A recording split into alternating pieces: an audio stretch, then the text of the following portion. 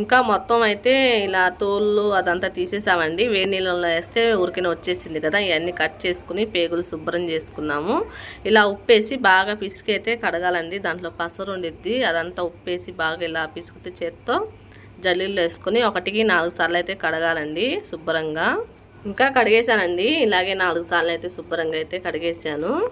ఇంకా నీళ్ళు లేకుండా అయితే జల్లీల్లోకి తీసుకోవాలి, ఎందుకంటే నీరు అయితే వచ్చేసిద్ది బోటీలోకి. ఇక్కడ మా అక్కయ్య అయితే ఈ పచ్చికాయలు అవన్నీ కట్ చేస్తుంది. గట్టిగా గంట పైన పట్టిందండి మాకు ముగ్గురు శుభ్రం చేసేదాకా. ముగ్గురు ఉన్నాం కాబట్టి గంట పైన పట్టింది. ఇంకా ఉప్పు పసుపు వేసి ఉడకపెడుతున్నాను. ఇలాగా కలుపుకుంటున్నాను చేతితో. ఉప్పు పసుపు వేసేసుకొని మొత్తం పట్టేటట్టుగా, నీళ్ళు లేకుండా వేసినా నీళ్ళు అయితే వస్తాయండి బోటీలో. అలాగే ఉడికిపెట్టి వేసుకోవాలి, తక్కువైనా పర్వాలా తర్వాత అయినా వేసుకోవచ్చు. ఇలా కలిపేసి ఉడకబెట్టుకోవాలండి.